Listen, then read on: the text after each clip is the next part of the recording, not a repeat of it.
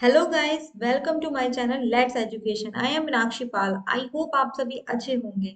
So guys, आज की जो क्लास है वो है हमारी हिंदी के गद्यांश की, यानी कि हिंदी की एक तरीके से जो आपके पैसेज पूछे जाते हैं गद्य और काव्य के, उसी पर आज हम डिस्कस करने वाले हैं इस क्लास को। मैंने अपनी अभी जो आपकी क्लास हुई थी 6 बजे, उसमें मैंने आपको काव्य का पैसेज यानी कि काव्य का गद्यांश करा दिया था, और अब हम करने वाले हैं गद्य का। गद्य में आपके गद्यांश पूछे जाते हैं। देखो, सीटेट के एग्जाम में आपके दो गद्यांश पूछे जाते हैं, एक आपका काव्य का होता है, एक आपका गद्य का होता है। तो काव्य वाला मैंने आपको करा दिया, अब गद्य वाला मैं आपको कराने वाली हूँ। इससे पहले भी मैंने आपको हिंदी की कई क्लासेस करा दी हैं, हिंदी की पेडागोजी की। अगर वो क्लास भी आपने नहीं देखी तो वो क्लास भी आप जाकर देख सकते हो। उसके अलावा आपकी हिंदी के अलावा आपकी मैंने ईवीएस की, मैथ की, संस्कृत की, यानी कि पांचों सब्जेक्ट की पेडागोजी करा रही हूँ। ठीक है, तो बिना देरी करे हुए क्या करते हैं, हम अपनी क्लास को स्टार्ट करते हैं। क्लास आप जाकर देख सकते हैं। देखो, ये जो गद्यांश है, देखो सब लोग आपसे यही बोलते हैं कि आपको नहीं पढ़ना चाहिए, पहले क्वेश्चन पढ़ना चाहिए, लेकिन मेरा एक सजेशन है कि आपको एक पढ़ना चाहिए। देखो, जब आप इसको एक बार रीड कर लोगे तो आपको पता चल जाएगी कि कौन सी बात कहाँ लिखी है। तो आप क्वेश्चन पढ़ने के बाद में डायरेक्ट यहाँ पर आ सकते हो। ना कि आपको क्या करना है, पहले क्वेश्चन पढ़ना है, फिर यहाँ पर आकर खंगालना है, एक एक लाइन को देखना है कि कहाँ पर लिखा, कहाँ पर लिखा। अगर 5 क्वेश्चन है तो आप पांच पांच बार इस पेसेस को पढ़ लेते हो। इस बात को मैं रियलाइज करके ही आपको बता रही हूँ। तो आपको एक बार मैं पढ़ देती हूँ, पढ़ के इसका मीनिंग निकाल लेते हैं, फिर अपने आंसर तक पहुंच जाएंगे। ठीक है, तो मैं आपको अभी हम प्रैक्टिस करें तो मैं आपको इसको पढ़कर पूरा सुनाने वाली हूँ। क्वेश्चन पर तो नहीं पहुंचेंगे, मैं इसे पढ़कर आपको इसका मीनिंग भी निकाल कर बताऊंगी, यानी कि इसका अर्थ बताऊंगी। लिखा 22 दिसंबर 1939। ठीक है, 1939 को श्री धन सिंह नागरकोटी का घर, यानी कि किसका, श्री धन सिंह नागरकोटी का घर रिसने लगा। कब? 22 दिसंबर। देखो, ये डेट आपको ध्यान रखनी है, 22 दिसंबर 1939 को, यानी कि 22 दिसंबर 1939 को श्री धन सिंह नागर की कोटी का घर रिसने लगा। मल्ली ताल में दाहिने और, कौन सा ताल है, मल्ली ताल में दाहिने और बने घर भी रिसने लगे। जाड़ों के दिनों में रिसना भी कम होता है। क्या है, जाड़ों के दिन में देखो, अगर जाड़ों के दिन होते हैं, बारिश पड़ती है, तो घर कमी से चूते हैं, क्योंकि बारिश इतनी तेज नहीं पड़ती। इसलिए यहाँ लिखा है जाड़ों के दिनों में रिसना भी कम होता है। पर अब की अब की पता नहीं क्यों पहाड़ी पर बने घरों में इस रिसाव के कारण ठंड का कोई प्रभाव कुछ ज्यादा ही होने लगा। यानी कि इस बार जो बारिश हो रही है, इसकी वजह से घरों में रिसाव हो रहा है, और इसी के कारण ठंड का प्रभाव कुछ ज्यादा ही होने लगा है। ठीक है, संतोष की बात थी। क्या है, संतोष, यानी कि संतोष था, यानी कि सुकून की बात थी कि शाम तक पानी का जोर हल्का हो गया, यानी कि शाम को बारिश कम हो गई है ना, हल्का पड़ने लगा। पर रात को जो बर्फ गिरनी शुरू हुई, बारिश रुकने के बाद में क्या हो गया, बर्फ गिरनी शुरू हुई, तो अगले 2 दिन तक थमने का नाम नहीं लिया। यानी कि पहले तो बारिश होने लगी, बारिश होने के बाद में क्या हुआ, अब क्या हो रही है, वहां पे बर्फ गिरने लगी। यही तो बोला उन्होंने। ठीक है, पढ़ लेते हैं। तो अगले 2 दिन तक थमने का नाम नहीं लिया, 24 दिसंबर की शाम तक। इन डेटों को ध्यान रखना है, एक वो थी 22 दिसंबर जब से शुरू हुई थी, और 24 दिसंबर यानी कि 2 दिन तक। दिसंबर की शाम तक आकाश खुल गया, यानी कि 2 दिन के बाद में आकाश खुल गया था। 22 दिसंबर 1939 को बारिश शुरू हुई थी, और 24 दिसंबर की शाम तक आकाश खुल गया, और लोग श्वेत बड़ा दिन मनाने की तैयारी में जुट गए। श्वेत बड़ा दिन किसे कहा जाता है, देखो, श्वेत बड़ा दिन, ये बहुत पॉइंटेड नोट करने वाले हैं। श्वेत बड़ा दिन मनाने की तैयारी में जुट गया। बड़ा दिन जब आया तो सूर्य देव के दर्शन हुए। देखो, बड़ा दिन किसे कहा जाता है, बड़ा दिन कहा जाता है आपका 25 दिसंबर को, एक तरीके से। क्रिसमस के दिन क्या होता है, आपका दिन जो है 22 दिसंबर से ही बड़े दिन शुरू हो जाते हैं। लेकिन यहाँ पे बात इन्होंने क्रिसमस की है, क्योंकि 24 के बाद में क्या है, शाम तक खुला, सुबह को तभी तो तैयारी करी होगी श्वेत बड़ा दिन मनाने की। श्वेत बड़ा दिन यानी कि सफेद दिन मनाने की, जिस दिन क्या थी, बर्फ बहुत पड़ रही थी। दर्शन हुए छतों पर, दिन जब आया तो सूर्य देव के दर्शन हुए। फिर सूर्य देव भी निकला, दर्शन हुए। छतों पर बर्फ की खिसक गिरकर घरों के सामने जमा हो गई। जब देखो, पहाड़ों पे जो घर होते हैं, कुल्लू हो गया, मनाली हो गया आपका, नैनीताल जैसी जगहों पर क्या है, आपकी बर्फ पड़ती है, और बाद में क्या होती है, गिर के घरों के सामने बर्फ जम जम जाती है। उसे हटाकर रास्ता साफ किया। क्या है, उसे हटाकर रास्ता साफ किया। आगे पढ़ लेते हैं। उसे हटाकर रास्ता साफ किया। पिघलती बर्फ के कारण हाड़ कांपने वाली सर्दी में भी हाड़ कांपने वाली सर्दी का मतलब क्या होता है? देखो, हाड़ का मतलब होता है आपकी हड्डियों को हाड़ कहा जाता है। यानी कि हड्डियां कांपने वाली सर्दी में भी लोगों की खुशी कम नहीं थी, यानी कि वो लोग खुश थे। ठंड तो हो रही थी, लेकिन बर्फ को देख के लोग क्या होगा, खुश खुश कम नहीं हुई। और वे परस्पर क्रिसमस की शुभकामनाएं और डालियों को क्या है, आदान प्रदान करने लगे। यानी कि जो क्रिसमस का त्योहार था उसमें गिफ्ट्स देने लगे एक दूसरे को, क्योंकि 24 दिसंबर के बाद 25 दिसंबर आया, जैसे कि मैंने आपको बताया। और उसी को इन्होंने क्या कर दिया, श्वेत दिन के नाम से घोषित कर दिया। श्वेत दिन के नाम से क्यों घोषित कर दिया? देखो, बर्फ थी, है ना, बर्फ थी और सब जगह सफेदी छाई हुई थी, तो इसलिए श्वेत दिन कर दिया था। क्रिसमस की शुभकामनाएं और डालियां आदान प्रदान करने लगे। तापमान 0 से 3 डिग्री नीचे हो गया, बताओ। जो तापमान था 0 से 3 डिग्री नीचे हो गया था। पानी की आपूर्ति नलों के भीतर पानी के जमने से, यानी कि जो पानी का आपूर्ति, यानी कि जो पानी की कमी थी, नलों के भीतर पानी के जमने से, उनके फट जाने से रुक गई थी। अब देखो पानी कहाँ से आएगा? अब जो नालियां थी, जो पानी का जो साधन था, पाइप थे, उसी में ही क्या हो गया, नल जम गए थे। तो अब पानी कहाँ से मिल सकता? तो आपूर्ति क्या थी लोगों की, रुक गई थी। इस पैसेज में पूरा ये बताया गया है।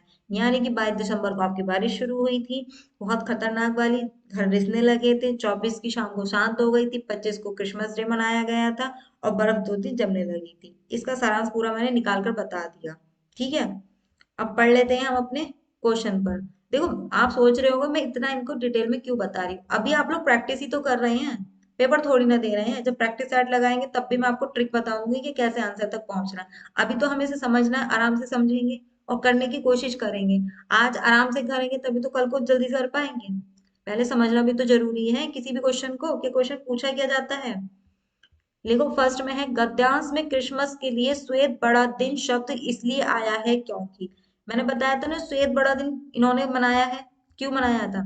श्वेत बड़ा दिन शब्द इसलिए आया है, क्रिसमस में इन्होंने श्वेत बड़ा दिन यूज क्यों किया है। ए है ऑप्शन, पढ़ लेते हैं। क्रिसमस के अवसर पर सब लोग सफेद रंग के कपड़े पहनते हैं। देखो, एक बात दिमाग लगाओ, इसे पैसेज को बिना पढ़े, क्रिसमस के दिन कोई लोग सफेद कपड़े पहनते हैं? कोई नहीं पहनता सफेद कपड़े, सब लाल रंग के कपड़े पहनते हैं सेंटा क्लॉज की वजह से।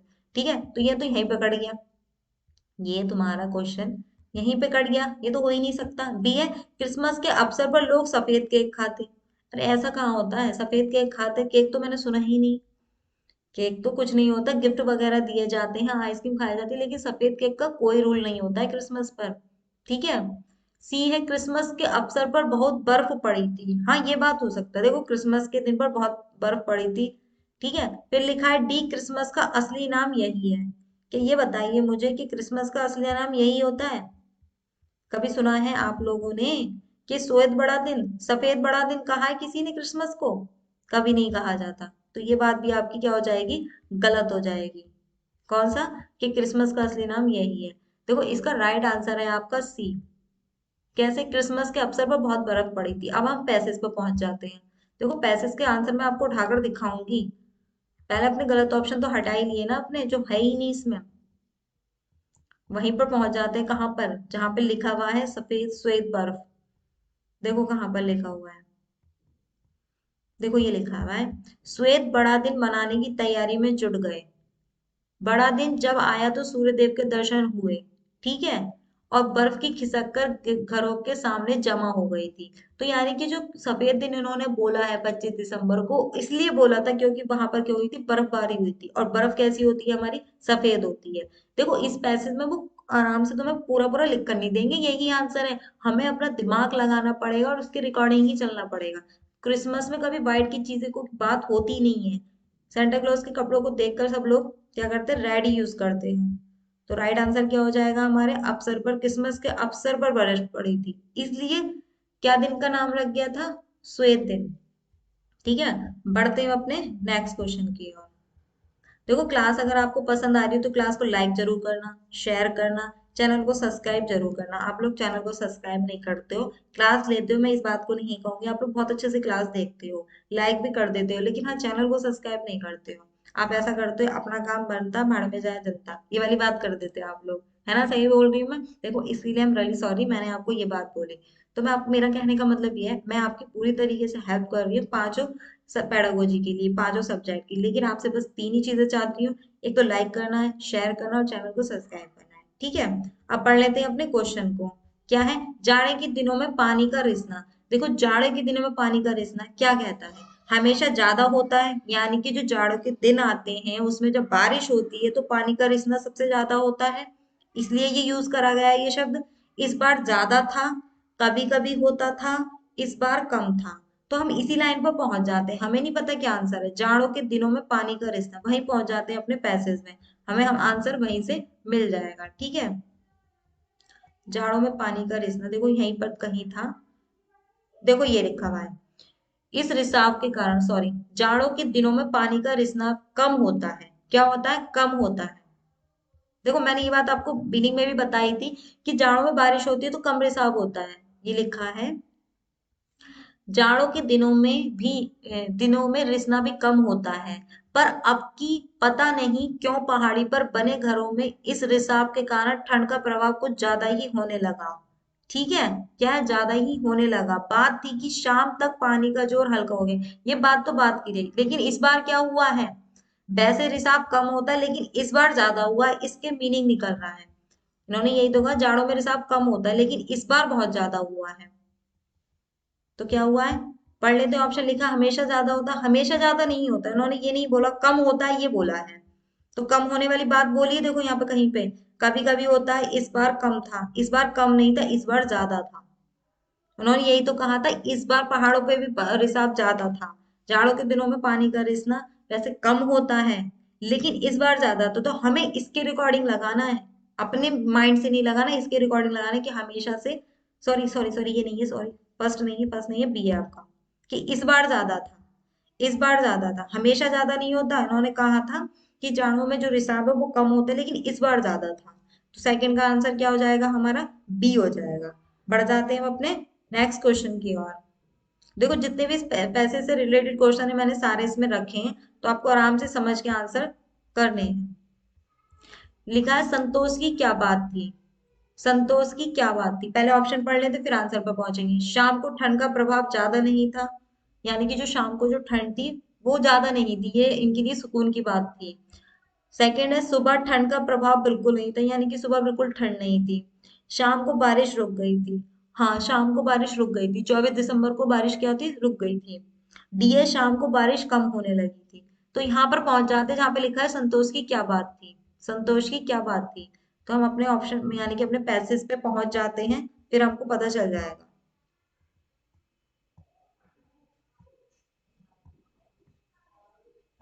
देखो कहाँ लिखा हुआ है संतोष की बात, ये लिखा हुआ है, ये लिखा हुआ है, संतोष की बात थी कि शाम, सॉरी, शाम तक पानी का जोर हल्का पड़ने लगा। यही बात तो थी, शाम को क्या थी? बारिश हल्की हो गई थी, पर रात को जो बर्फ गिरी, ये बात की बात है, शुरू हुई तो अगले दिन बर्फ की बात नहीं पूछी इन्होंने, पानी की बात पूछी। शाम को पानी का जोर हल्का पड़ने लगा। अब पहुंच जाते हैं अपने पैसेज में कि ये लिखा हुआ है या ऑप्शन नहीं है, यानी कि हमारे ऑप्शन में दिया हुआ है हमें, ये नहीं दिया हुआ है। ठीक है, देख लेते हैं। संतोष की बात थी कि शाम को ठंड का प्रभाव ज्यादा था, बी है सुबह ठंड का प्रभाव बिल्कुल नहीं था, शाम को बारिश रुक गई थी। देखो यही बात तो थी कि शाम को बारिश हल्की हो गई थी या रुक गई थी, बात तो वही है ना। फिर शाम को बारिश कम होने लगी थी, बताओ क्या होगा? शाम को बारिश रुक गई थी, ये शाम को बारिश कम होने लगी थी, तो शाम को बारिश कम होने लगी थी। यही तो लिखा है पैसेज में कि शाम को, संतोष की बात ये थी कि शाम को बारिश कम होने लगी थी, रुकी नहीं थी, कम होने लगी थी। तो इसका राइट आंसर क्या हो जाएगा? थर्ड का हमारा डी हो जाएगा। बढ़ जाते हैं अपने नेक्स्ट क्वेश्चन की ओर। क्लास पसंद आ रही हो तो चैनल को जरूर सब्सक्राइब कर देना आप लोग। फोर्थ है जाड़ों के दिनों में पानी का रिसना। शायद ये क्वेश्चन शायद मुझसे रिपीट हो गया है, सॉरी, क्वेश्चन ये नहीं होगा यहाँ पर, ये होगा जाड़ों के पानी में रिसना, यानी कि इसमें ये पूछा गया है जो बारिश शुरू हुई थी वो कब से शुरू हुई थी, ये आपसे पूछा गया है। यहाँ पे इसे कट कर लेना आप, ये आंसर क्वेश्चन नहीं है आपका। इसमें होगा कि बारिश कब से शुरू हुई थी।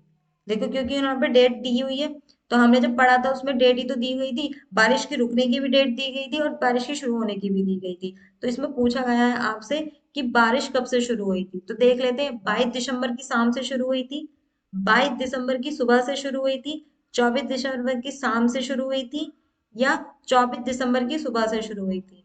तो इन्होंने पूछा बारिश कब से शुरू हुई थी, तो मैं आपको बता देती हूँ, पहुंच जाते हैं पैसेज पे। वैसे मैंने पढ़ा था 22 दिसंबर से शुरू हुई थी आपकी बारिश।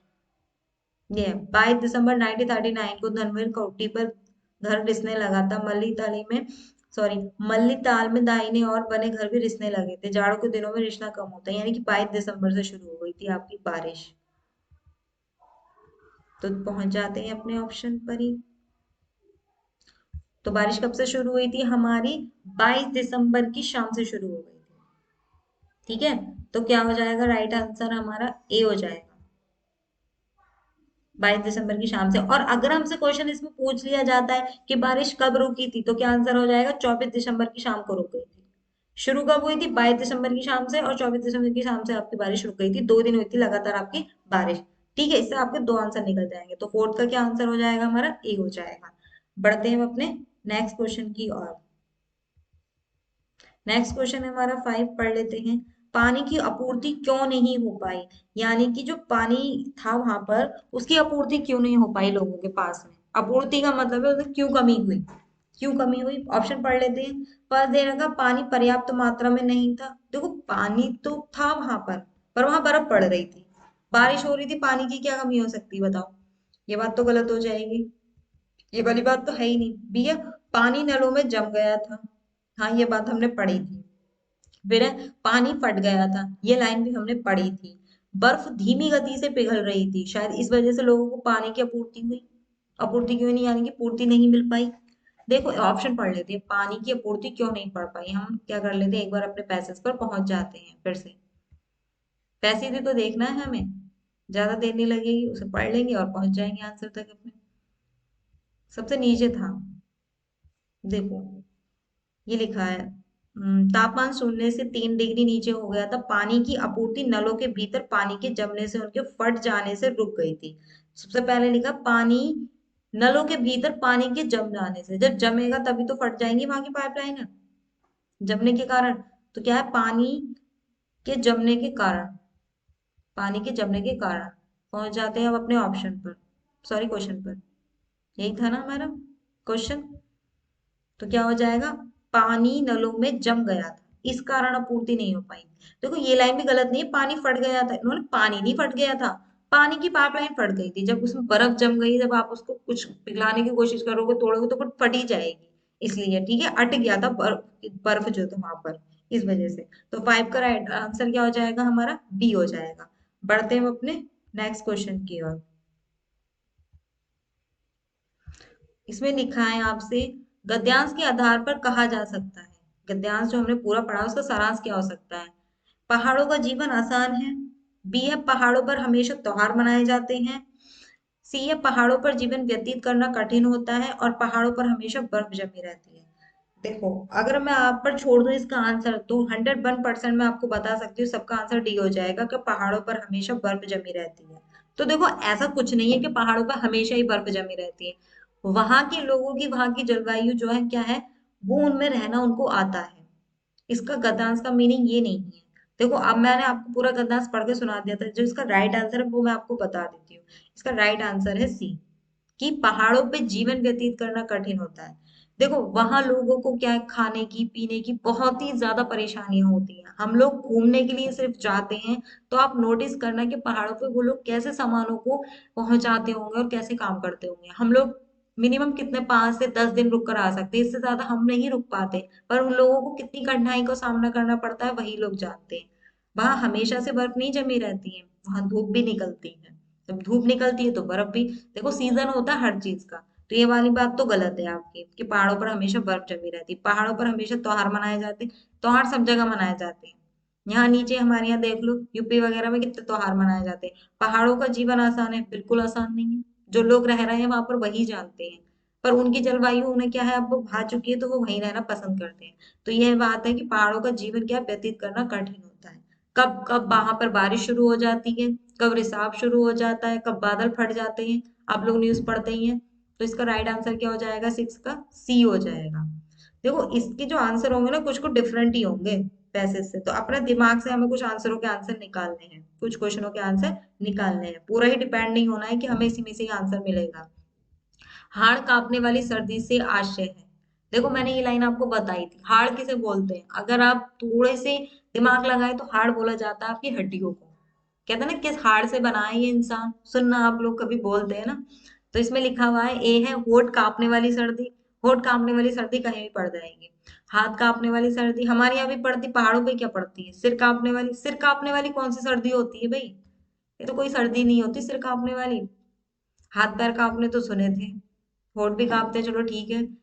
लेकिन ये जो हाड़ का मीनिंग है ना आपका हड्डियों से है।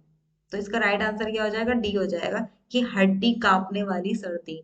तो सेवेंथ का राइट आंसर क्या हो जाएगा आपका, डी हो जाएगा। पैसेज पढ़ने की जरूरत ही नहीं है क्योंकि वहां पे भी हाड़ ही लिखा है। इनका मीनिंग तो हमें खुद ही निकालना होगा। इसलिए कहते हैं हिंदी हो या कोई भी सब्जेक्ट हो, बस अर्थ निकालना सीखो। अगर आप किसी काम को सीख रहे हो ना तो उसका अर्थ निकालना सीख जाओ। जिस दिन आपको अर्थ आ जाएगा तो वो काम आपका सक्सेसफुल हो जाएगा, चाहे वो कोई सा भी हो, चाहे पढ़ाई हो, आपका बिजनेस हो, आपका कोई भी काम हो। उसका अर्थ निकालो, उसका काम निकालो, तब आपको पता चलेगा। ठीक है, पढ़ लेते हैं हम अपने ऑप्शन को। खुशी शब्द है, खुशी शब्द है क्या है, देखो शब्द दिया है खाली, पैसेज पढ़ने की जरूरत नहीं है। और ऑप्शन पढ़ लेते हैं, ऑप्शन से पता चल जाएगा खुशी शब्द का मतलब क्या पूछ रहे हैं। भाववाचक संज्ञा है, गुणवाचक संज्ञा है, सकर्मक क्रिया है, ये संबंधवाचक सर्वनाम है आपका, यहाँ सर्वनाम है। मैं लिखना भूल गई थी, क्या संबंधवाचक आपका सर्वनाम है, क्या है, सर्वनाम। वैसे सर्वनाम की बात होनी नहीं चाहिए लेकिन आप देख लेना। ठीक है, क्या है, सर्वनाम है आपका। लिखने में मुझे थोड़ी सी दिक्कत है, क्या हो जाएगा, सर्वनाम। ये संबंधवाचक सर्वनाम। देखो खुशी शब्द है, पहले इसका ही मीनिंग निकाल लो, खुशी का मतलब क्या होता है, जब आप खुश होते हो। खुश, खुशी का मतलब है आप खुश हो, तो आप मन से अपने दिल से ही तो खुश हो, कोई आपको खुश कर रहा है, ये कोई सामान है खुशी आपकी, गुण है ये आपका, क्या आप हंस रहे हो, क्वालिटी है ये आपकी कोई। गुण उसे कहते हैं, आपका रंग रूप आकार। आपने अगर कोई काली शर्ट पहनी है, नीली शर्ट पहनी है, तो उसका गुण हो जाएगा, यानी कि आप ईमानदार हो, यानी कि आप बहुत ही अलग इंसान हो, धनी इंसान हो, गरीब इंसान हो, तो वो आपका गुण हो जाएगा। सकर्मक क्रिया कोई क्रिया थोड़ी ना है खुशी। देखो एक संज्ञा होती है आपकी भाववाचक संज्ञा, उसका अर्थ होता है आपका कि जो शब्द हम देख नहीं सकते, जिस चीज को, वस्तु को हम देख नहीं सकते लेकिन महसूस कर सकते हैं, उसे भाववाचक संज्ञा कहा जाता है। अब एक बात बताओ, खुशी है, खुशी क्या है, आप देख रहे हो उसे, महसूस कर पा रहे हो।